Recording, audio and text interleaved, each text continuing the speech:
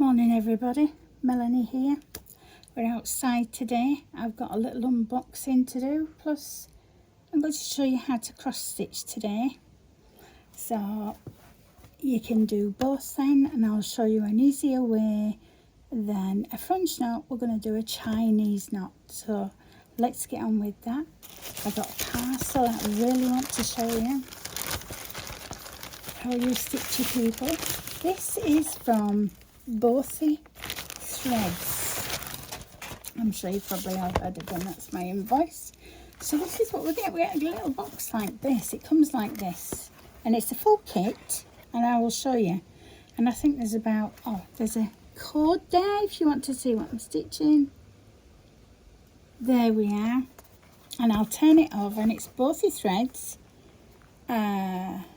Made in the United Kingdom, the home of happy stitching. And it's got all the details here, the phone number, the scan code, all their media, Facebook, Pinterest, Instagram, and it says you can recycle the box, which is fantastic. Thank you for collecting this Howtofrenchknot kit. It contains everything you need to complete your very own crafty creation. There we are. So let's turn it over and see what we've got. Isn't that beautiful? Now it's a shoe, but this one is called Fairy Ball, part of the shoe art collection by Sally King on Howtofrenchknot. Metallic gold thread included. This counted cross-stitch kit is worked on a 14-count white Zweigart Ader with pre-sorted stranded cottons and uses cross-stitch and back-stitch. Finished design size 26 centimetres by 24. I think that's lovely. Let's have a look, see what we've got inside. Even the box is decorated. Let's have a look what it says. Open with care. Let's have a look and get it open. You see there? Let's have a look. Oh wow, there's quite a bit in here. Let's have a look. I've got a little thank you. It says, thank you for buying this Howtofrenchknot kit. We hope you like our new packaging, which is all recyclable and part of our pledge to go plastic free. Well, that's good, isn't it? And then we've got time to thread your needle. It comes complete with the needle. Usually for a 14 count, it is a size 24 needle is what you want. But it's entirely up to you. Sometimes I use bigger needles on 14 count just to open it a little bit for if I'm using silk, because it'll glide through more. Oh wow, look, these are the colours. Let me see if I can show you them. Let's just give them a little bit of a shake. Oh, they're beautiful.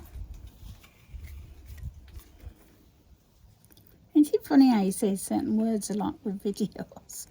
A lot of people do say certain things. So these are like really shiny, and we've even got some like gold thread here. Can you see the gold thread?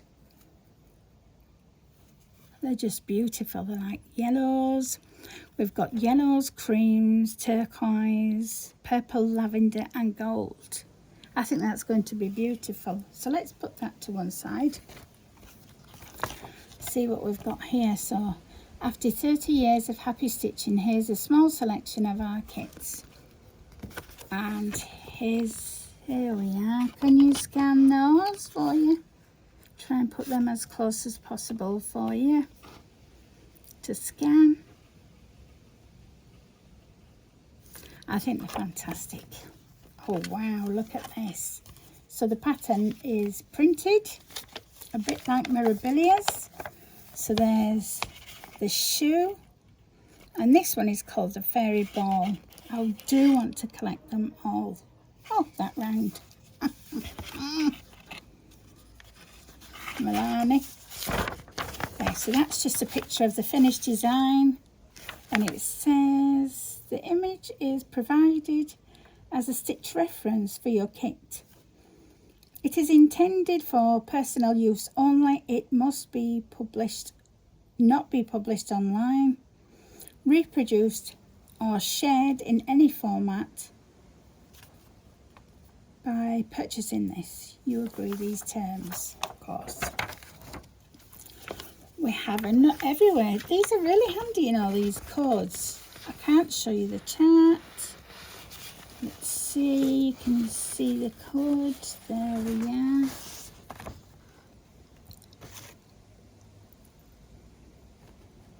You can see that. I can give you a quick glance of it a little bit, not to show everything. So yeah, fantastic. And I have bad eyes. Now, at first, it looks as though they've got two copies, but no, one's different than the other. Because when you follow it from a chart, you want to know where the centre is. A lot of people start at the top left and allow 2 inches, which is 5 centimetres. So if you count 5 centimetres with a ruler and 5 centimetres, and you get a water-soluble pen and put a dot. Then you can carry on with a water-soluble pen and make it every 10 squares, which you can do a grid yourself. It's come with the piece of Ada, which is beautiful.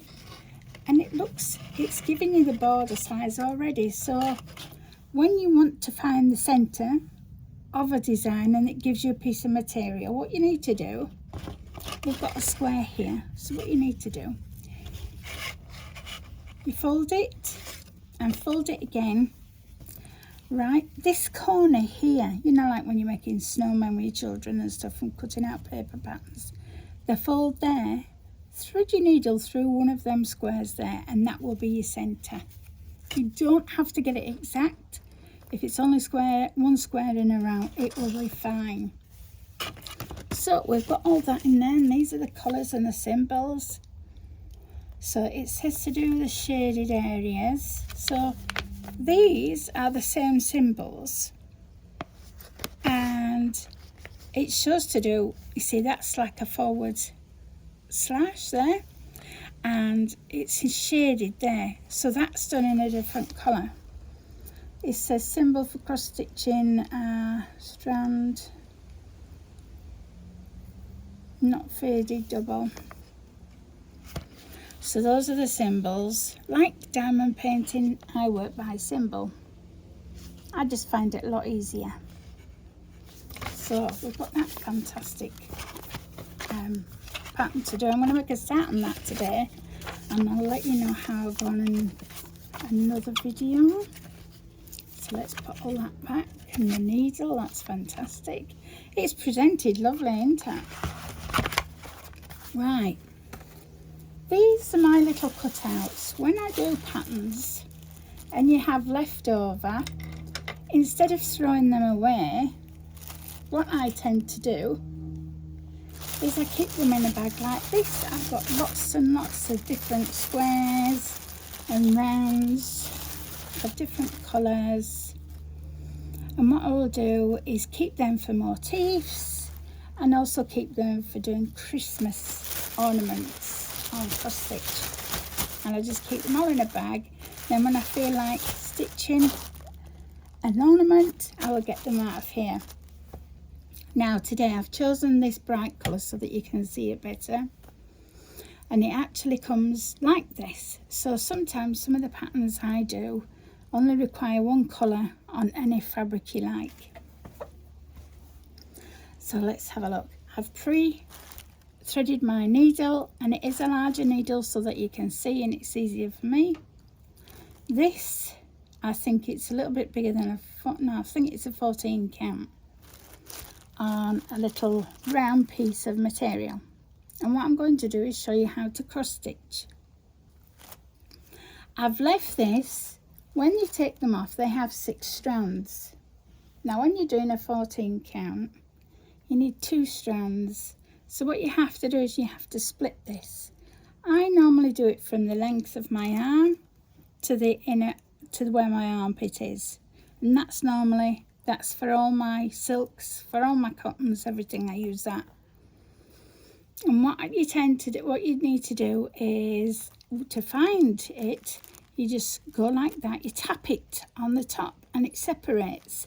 and then I take one out at a time. It's a lot easier than trying to split it, because sometimes it can get knots. So do it like that, put that to one side and then join them up and stitch. But I've left for the sole purpose of showing you how I do this. Excuse me a minute, I just need to have a drink.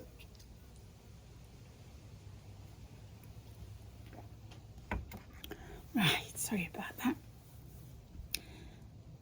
So I've got a circular piece here, and it is actually 6 strands on here, but I've done it that thick so it helps you see. I am new to all this, getting it into focus and everything, but I'll do it this way. Right, glasses on. Right, a lot of people, you can make a knot in it, it doesn't matter, at the back of it, and you can start stitching. What I like to do is start on the front and finish on the front. I don't like to go to the back because I don't like messy backs, but that's just me. You can do it whichever way you like. Now, as you can see, this thread here, if I show you each step, then it's easier for you. On Ada, the holes are quite easy to see. That's why I usually stitch on Ada. Can you see the little gridlock, the boxes as we call them then? And they've got like holes at each edge. So when we're actually starting, what I want to do, if you can see it, we're going to do a pin stitch, or you can do a different one. I'll show you different ways. Right, I'm going to go where it is there on this cross. I work from left to right because I'm left-handed, but other people might start this end and work that way. So on the boxes there's like 4 holes, 1, 2, 3, 4, and what you need to do is I'm going to slide it in the middle, the actual needle. I'm going to slide it under. Sorry about the aeroplane passing.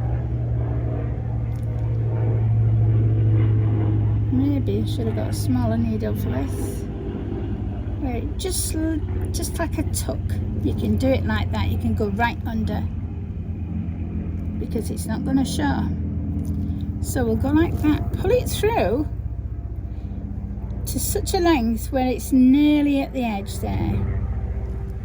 And then we go down through the middle of the actual square. Pull it through gently.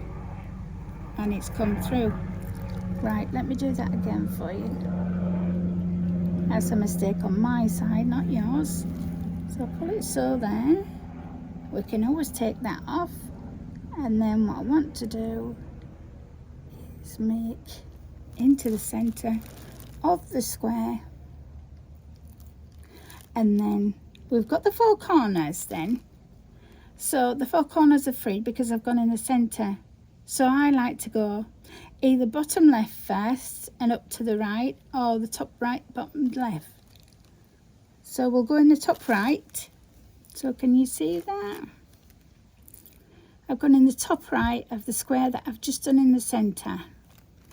So go in the top right, pull it through. You see that's quite firm now. And that's how it appears on the back. So we'll go from there. And what we're doing, we're still keeping in that same 4 corners. So I've gone from underneath the top right corner and I brought the cotton through.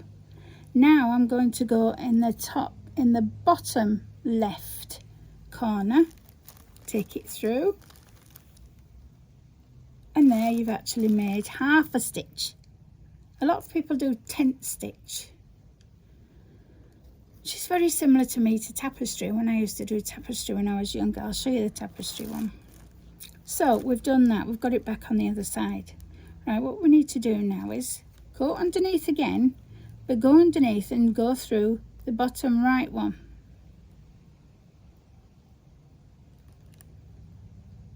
A good way to feel as well, because I can't always see the holes, I have to feel them. So I do that with the needle edge. If it helps, it helps. It doesn't make any difference to you actually sewing. So I've gone top right of that corner. So we'll go, I've gone bottom right, should I say. Doesn't matter, as long as all your stitches, when you make a cross, when you make them, do them all the same way, underneath and above. So this is the above stitch because it's crossing over that original stitch. So we go to the top left, and that's your cross there. Can you see that? There we are. So let's do a few so you can see a line. So I'm going to go top right. Sometimes I decide to go bottom left to top right, or the other way. I won't confuse you with that. I'll just do it like this. We'll do it like this. So I've come out of the top right next hole. So you'll be thinking there's actually a hole there on the left. There is, yeah, but we're going to be going back into that to make it look the same as that. So if we come out the top right down to the bottom left, and we pull that through, so we've got half a stitch, and then I'm going to go bottom right in that little hole there. So there's 4 holes in each stitch, and then we go to that one where you thought, oh, there's a stitch missing there. It's right next to that one, and there's another stitch. I'll do about 4 or 5 of these. So top right, bottom left of a square, so imagine the 4 holes, then bottom right into top left between the stitches. It will go in the same hole as the other stitches, so you end up, this is how you form your cross stitch. We'll do a few more. Top right. Right, I can show you now what I do. When I'm trying to find the hole that I need, because a lot of the cross stitch needles are not very, you want the blunt ones, they're better. If you go along it, and if you've got it in a hoop, I scrape on the back to help me find that hole that I need. Or I put finger near the hole. There. So top right. You see that? Top right of the hole. So there's 4 holes next to your stitch. You want the top right. And then you need to go into the bottom left of that stitch. And if you're sewing your needle, it starts to go like untidy stitch. Let your needle go underneath and it will unwind itself like that. Just drop it. And then we're going to go in the bottom right of those 4 holes. There. Pull it through. And into the stitch where that one is. Don't think you have to do it separate. Go back into that hole, even though there's a stitch through it. Go into that hole and pull it through gently, and that's formed our cross. So we'll do a few more so that we can get the line. Top right to bottom left of the hole, so it's slanted diagonal line, and then bottom right into the top left, and you just keep doing that, what's necessary in your colour. If you like to work in 10 squares, how many have we got here? We've got 1, 2, 3, 4. If you can't see your stitches at all, look at the grid underneath. That's how I do it sometimes, and I count there the squares. So I've got 1, 2, 3, 4, 5 stitches. Let's do another one. Top right upper, and then down bottom left, and then from underneath bottom right to top left. And some people do parking.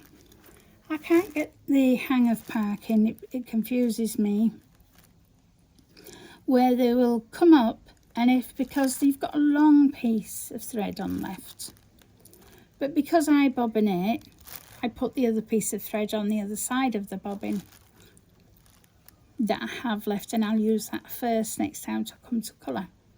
Right, so we've got that there, but now I want to finish that line off. How am I going to finish it on top? Let me show you.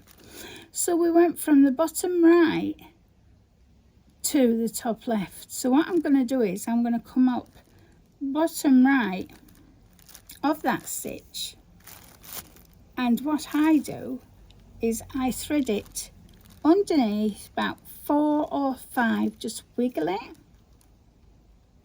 to bring it out just before there, and I do the stitching on the top like that. Now when I'm cutting off my excess, I pull it a little bit taut like that, cut it and give it a wiggle. What I mean with that is just go over your threads like that, and you can't see where I finished. That's about untidy there at the beginning. I'll redo that, but yeah, that's what it goes. So it looks neat in that colour. And if you have to start a new colour, maybe you need something that's, sometimes I think on the Mirabiliers they've got blended threads, and they have threads in just one strand for just one strand for the faces, and 2 strands that may be thicker. So let's start anew again, and we'll try and do the French knot for you. So let me start here. So we'll do it again. We pinch where the squares are, you see. What I'm trying to explain to you is, because there's 4 little squares, 4 holes in one square, you come from the side. Because I'm left-handed, I'll go in from the left side, and you pick up those tiny little stitches and go through, pull it through so it's just about there, and then you pinch it between that. Can you see that at all? Let's see where the needle is, see if I can show you how it's gone in. There, look. And then you bring it through, you've pinched that cotton there, and you can begin your square. So to cover that up where we've gone through, we will go bottom left,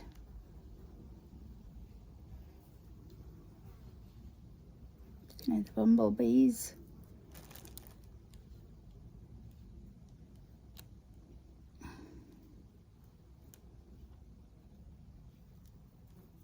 top right, we'll do that one. There we are.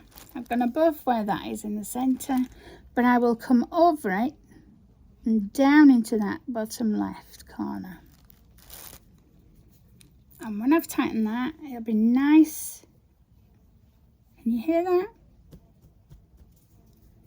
And that's your behind stitch. So it's quite neat. So we've gone one side of it, so let's do the other. Bottom right,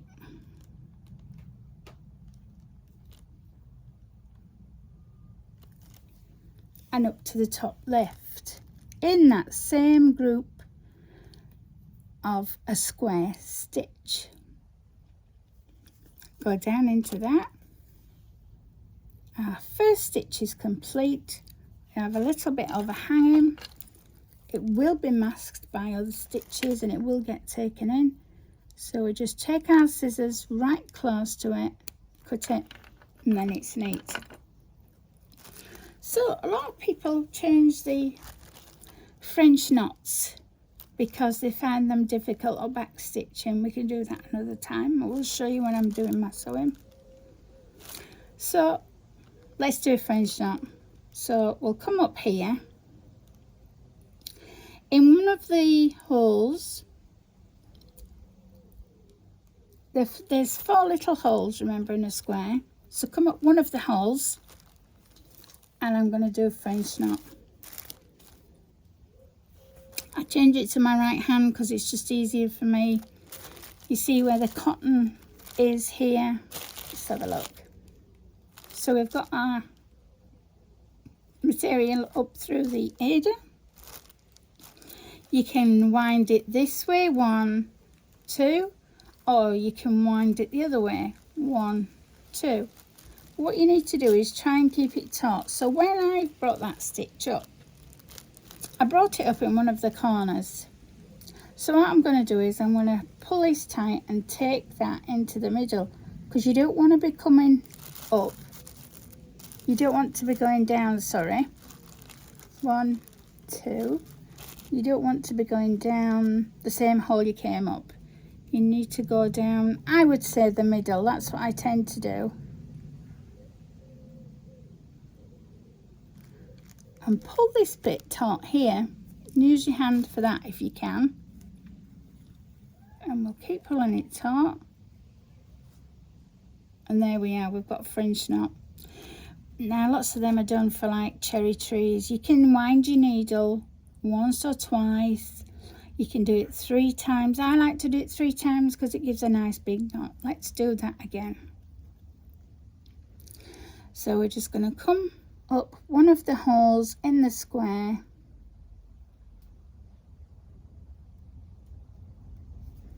Let me show you there. So I've come up one of the holes in the square. It doesn't matter which hole you use, but one of the holes you use nearest to your stitch where you want it. I like to do the bottom, one of the bottom 2, pull it through. You don't have to do it as you're pulling it through. I've swapped needles, swapped hands, and then we're going to go, but I've put my needle, so there's your cotton. I've put my needle underneath, okay, and then I'm going to go 1, 2, 3, and still keep hold of that you've used been winding. Keep it taut on your needle like that. That's all you have to do. And where you've come up there, we need to be going in the middle of there, a little bit near it, but not quite in it, because there'll be nothing to hold the stitch otherwise.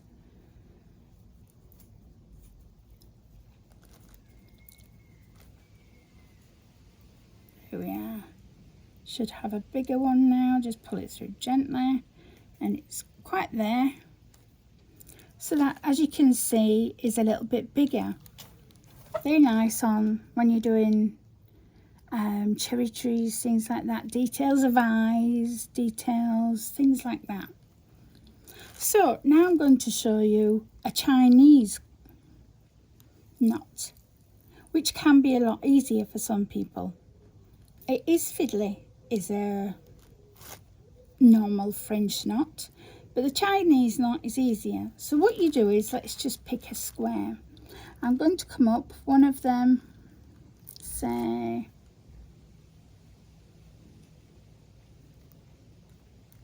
I'm going to use that hole. So we just come up as normal with our stitching. And why I've used this full 6-strand thread instead of 2, because it might be clearer for you. So what you do, you've come up with that. Put your needle down. That's all you have to do. Now, you see the material that's coming out of here. What I want you to do is just pick that up. As simple as this. Pick that up. Turn it. Can you see what I've done there? I've just turned it. Now that will be a very small one, so what I want to do is turn it again and turn it again, because I like 3. Okay, so what we do then is we put our needle in, pull this taut to the needle. You see that? Pull it tight to the needle, keep keep hold of this thread that's nearest there, and we're going to pull this even in tighter. And like I said to you before, we're going to go down the middle right next to the hole that we've come up. So you don't want to be in the same spot, a tiny millimetre away from it, just so it holds it. And to be really sure, just tug on that so it's quite taut. We push it down, pull the needle through, and there we go. That's a Chinese knot. Let's do that again. So where there's 4 little squares, we come up one of the holes of the 4 squares. It's easy to practice on Ada because there's 4 holes. Right, so we're just going to bring our thread up through one hole, lay our stitching down. The part that's in the material we're going to get hold of, we're going to turn and lay it down, turn and lay it down, and turn and lay it down. Now you can do this with all counts, all thread sizes, so you're just using 1 strand or 6 strands, it doesn't make a difference. So what we're going to do now is take our needle and put it inside that loop, and then you pull the back part near the needle, so it's going tighter and tighter and tighter to the needle. Hold the thread on the needle as you pull it towards the edge and find your hole before you put it through. So let's see where we've gone in. We've gone in there, so I'm going to go really quite next to it, but not in the same hole, because it would bring your French knot, Chinese knot down to the back. So what we need to do is hold this there, over your knot even, that'd help it, pull that through, there, you've got your next Chinese knot. That's quite big. That one's a neat one, and that one. I'll do the Chinese knot one more time and then do the French knot again. So let's do the Chinese knot. Come up through one of the holes in your squares like that. You can put your material down and hold it. So that's coming out of your sewing. So get hold of this, and what we want to do, twist like that. I'll just do the one twist. Let's see how that goes. Then we need to put our needle inside that loop that we've just made and pull it taut like that. See that? Pull it taut like that. Hold it there, and then we need to go down near the centre of that hole that we went up. Not in one of the 4 holes, because you might need to do them with else. Push the needle with the cotton first, then you've got that loop that you made that's coming behind. Keep your thumb there, and then we've got a little tiny one for like eyes. Can you see the difference? That's just turning it once, that's turning the cotton 3 times. And then we'll do a French knot once again, just to show you the difference. So the Chinese knot is a twist one. You can play back this if you like, if it helps. Right, we'll do the French knot. So I'm going to get hold of my material there, my cotton. I'm going to put my needle underneath the cotton. See, like underneath. And then I'm going to twist it. 1, 2, 3. Okay, then again you can lay that out when you've got hold of that. Put your thumb there, and before you pull all this loose, find your centre where you want it to go, keeping your thread on the needle, and then put it into a different hole near it and push your needle through, but hold the thread quite taut like that. You can see it's going through, and then I can feel it tighten. There we are. You can see that one there. So that's French knots, Chinese knots, and your cross stitch. Back stitching is really quite simple.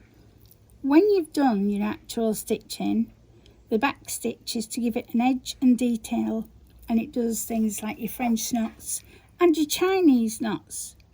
So if you find the French knots hard, have a go at the Chinese knots. And just keep replaying what I've shown you today, and I hope that really helps. And as you're finishing off, go inside 4 or 5 like I did there. I'll show you again. Come up to opposite side to where you went in. So say you went in from top right to bottom left. Go bottom right to top left as though you're going to stitch the other cross, but you've already done it. And then we're going to thread our needle through the stitches, about 5 to make sure, or the end, and we pull it through like that. Some sharp little scissors, quite taut, right near the stitching, but not cutting the stitching. And that way you can't actually tell that I've gone through there. I hope this really helps, and I hope you get into cross stitching. If you have any questions the way I do things, lots of people do it thing. I just want to do it if it's more helpful. There's a wasp coming to visit us. Go away, please. But yes, hope that helps. I'll leave it there for today. Bye for now. Enjoy your Sundays. Take care, everybody. Bye.